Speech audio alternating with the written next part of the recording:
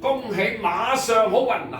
大家恭喜馬上好運，好快就赤馬紅羊之劫啦嚇！赤馬之年騎嗰隻白兔係赤馬之兔，係邊個㗎？關二哥啊，記唔記得？得閒睇下歷史啊！好，我哋唔好講歷史，我哋講翻咧喺馬年咧，每個人咧喺年尾咧都要脱下呢個煩惱之絲。你冇煩惱咧，梗係啦，要定個擇嘅日子先可以解脱個煩惱絲嘅。咁然後從頭嚟起，咪搞掂晒咯。記得啦，嗱日子咧就喺今個月嘅2月8號，犀利㗎！2月8號、10號、13號剪頭髮，但係記得喎，唔好喺3點至5點呢個新時剪頭髮撈闊嘅，任何時間都可以嘅，得唔得？啊記得啊，脱你個煩惱絲，然後就從頭做起。所謂一年之計在於春，大地回春。萬象更新，更咁啊更啊！你賺多啲錢啊，知唔知啊？